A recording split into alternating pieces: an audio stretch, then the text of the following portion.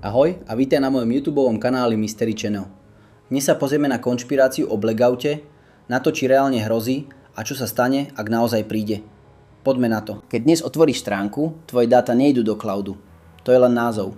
V skutočnosti putujú cez fyzickú infraštruktúru, sieť serverov, úzlov a káblov, ktoré prepájajú kontinenty. Z tvojho domu v Európe, cez lokálne siete, do veľkých internetových úzlov v mestách ako Frankfurt, Viedeň, Praha. Frankfurt patrí medzi najväčšie dátové uzly na svete. Denne cez neho prechádzajú obrovské objemy dát. Odtiaľ pokračujú ďalej do Marseille vo Francúzsku, do Janova v Taliansku, do Barcelony alebo Atén. Pretože sú to miesta, kde sa nachádzajú pristávacie stanice podmorských káblov a odtiaľ pokračuje cesta pod vodou. Káble uložené na dne mora prenášajú väčšinu medzikontinentálnych dát. Nie sú viditeľné pre bežného človeka, ale sú presne zmapované a kriticky dôležité. Z Marseille smerom do Egypta, Alexandria, cez Suezský koridor. A potom ďalej. Dubaj, Abu Zabi, Mumbai, Singapur. Toto je trasa, ktorá spája hlavné ekonomické centra sveta. A práve preto existujú miesta, ktoré sú pre fungovanie tejto siete kritické. Choke pointy. Úzke hrdlá systému, kde sa veľké množstvo dát sústreďuje do malého priestoru. Prvý z nich. Suez a Červené more. Cez Egypt prechádza významná časť káblov, ktoré spájajú Európu s Áziou. Druhý kritický bod, Perský záliv a Hormuzská úžina. Cez tento región prechádza veľká časť dát medzi Áziou a Európou.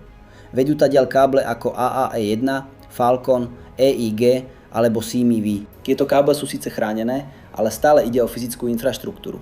A fyzická infraštruktúra sa dá poškodiť. Úmyselne aj neúmyselne. Nie vždy priamo, ale cez tzv. Proxy konflikt. To znamená situáciu, kde štát neútočí otvorene, ale využíva iné skupiny, ktoré konajú v jeho záujme. Internet nezmizne, ale začne fungovať horšie. Dáta sa presmerujú na alternatívne trasy, ktoré majú obmedzenú kapacitu. Vznikne preťaženie. Niektoré dáta sa nedoručia. Packet loss. Systémy čakajú. Timeout. Banky začnú spomaľovať operácie, burzy zastavia obchodovanie, logistika stratí orientáciu a systémy prestanú byť presné. Internet neriadi samotný svet, riadi jeho koordináciu. A keď sa naruší synchronizácia, začína chaos. QAnon je konšpiračné hnutie, ktoré vzniklo v roku 2017 na anonymných internetových fórach ako 4chan. Anonymná osoba vystupujúca pod menom Q tvrdila, že má prístup k utajovaným informáciám z prostredia americkej vlády. Začala zverejňovať krátke, často nejasné správy, ktoré mali naznačovať existenciu tzv. Deep State, teda skrytej siete vplyvných ľudí, ktorí majú v pozadí riadiť politiku, média aj ekonomiku. Nasledovníci tieto správy interpretovali, prepájali ich s existujúcimi teóriami a postupne vytvorili celý narratív. Podľa neho prebieha skrytý boj o moc. A jedného dňa má prísť moment, ktorý všetko odhalí. Nazývajú ho Storm. Súčasťou tejto predstavy je aj blackout. Dočasné prerušenie informácií, počas ktorého by sa mal systém resetovať a pravda vyjsť najavo. Neexistujú dôkazy, že by sa takýto scenár pripravoval, ale táto myšlienka sa rozšírila po celom svete, pretože reaguje na pocit, že moderný systém je zložitý, ťažko kontrolovateľný a zraniteľný. A práve tejto téme sa budeme venovať v ďalšej časti. Toto nie je hypotéza, toto sa už stalo. 28. februára 2026 internet v Iráne takmer zmizol. Nie postupne, nie preťažením, ale náhle. Podľa globálnych meraní klesla internetová prevádzka na zlomok bežného stavu. V niektorých momentoch takmer na nulu. V priebehu minút sa krajina s desiatkami miliónov ľudí prakticky odpojila od sveta. A to, čo nasledovalo, nebol chaos v uliciach. Bol to tichý výpadok reality. Ľudia nedokázali posielať správy. Aplikácie prestali fungovať. Mapy, platby, cloudové služby zrazu neexistovali. Rodiny sa nevedeli spojiť. Firmy stratili kontakt so zákazníkmi. Niektorí si ani nevedeli overiť, čo sa vlastne deje. A to je ten moment, ktorý si väčšina ľudí neuvedomuje. Keď internet zmizne, nezmiznú len weby. Zmizne orientácia. Reakcia ľudí bola okamžitá, ale obmedzená.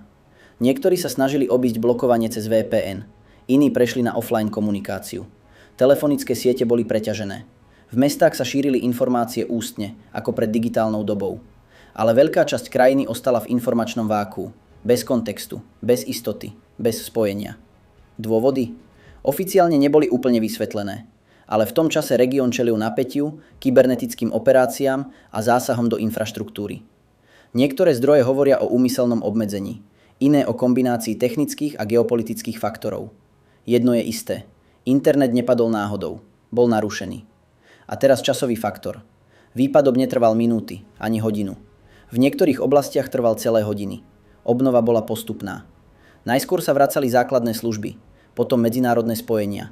Nie všetko naraz, postupne. A aj po obnovení nebol systém stabilný.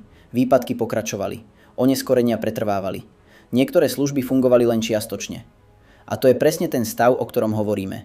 Internet síce funguje, ale už nie presne. A teraz dôsledky. Finančné systémy spomalili, transakcie meškali, digitálne služby vypadli. Firmy prišli o dáta alebo o prístup k ním. A najväčší dopad? Dôvera. Keď raz zažiješ, že internet môže zmiznúť, už ho nikdy nebudeš vnímať rovnako. A teraz to najdôležitejšie. Toto sa nestalo globálne. Stalo sa to jednej krajine.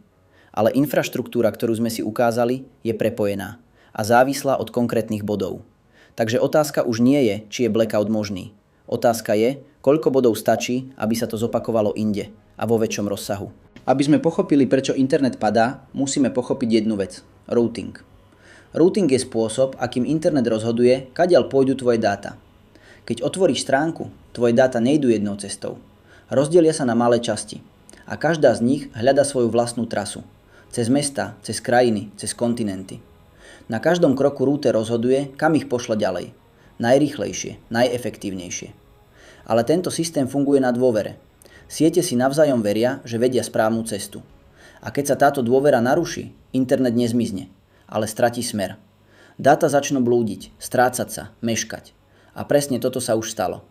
V roku 2021 padol Facebook, Instagram aj WhatsApp. Nie kvôli útoku, stačila chyba v routingu. Internet zrazu nevedel, kde tieto služby sú. A tak pre miliardy ľudí prestali existovať.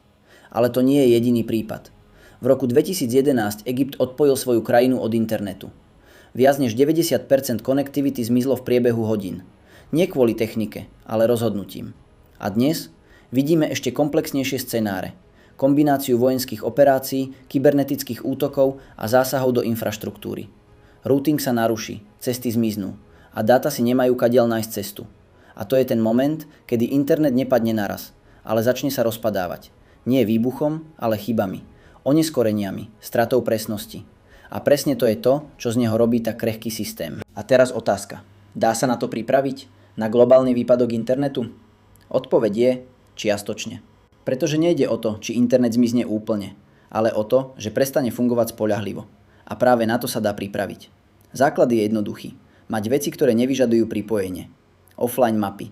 Základné kontakty uložené mimo telefónu. Hotovosť. Pretože digitálne platby závisia od siete. Komunikácia. Ak nefungujú aplikácie, ostáva len to, čo fungovalo predtým. SMS, telefonické hovory. Ale aj tie môžu byť preťažené. Preto existujú aj alternatívy. Lokálne siete, rádiová komunikácia, vysielačka. Jednoduché zariadenia, ktoré nepotrebujú internet. A potom je tu druhá vrstva. Informácie. Väčšina ľudí dnes nevie fungovať bez toho, aby si niečo vyhľadala. Ale čo ak to nepôjde? Základné vedomosti, navigácia, kontakty. Veci, ktoré sme kedysi považovali za samozrejme. A nakoniec pripravenosť. Nie panika, nie extrém, ale uvedomenie, že systém, na ktorom stojí moderný svet, nie je neotrasiteľný. Internet tu bude, ale nemusí fungovať vždy tak, ako sme zvyknutí. A keď sa raz naruší, rozdiel nebude v tom, kto má najnovší telefón, ale v tom, kto vie fungovať aj bez neho. Internet sa nemusí vypnúť, stačí, že sa naruší. A svet sa nezastaví, len sa začne rozchádzať. A keď sa raz rozíde, nebude to katastrofa. Bude to pocit, že niečo nesedí. A možno si to ani nevšimneš. Pretože problém nebude v tom, že niečo zmizlo, ale v tom, že prestalo fungovať presne. Možno si to nikdy nevšimneme. Možno sa nič dramatické nestane. A možno už niektoré veci nefungujú tak presne, ako by mali. Internet nezmizne, ale môže sa zmeniť. A otázka nie je, či sa to stane, ale či to spoznáme včas. Ak ťa zaujímajú veci, ktoré nie sú na prvý pohľad viditeľné, sleduj Mystery Channel. Nezabudni dať like a odber. Pomôže to rásť tomuto kanálu. Pretože nie všetko, čo je skryté, má zostať neodhalené. Ďakujem za pozornosť. Ahoj, na budúce.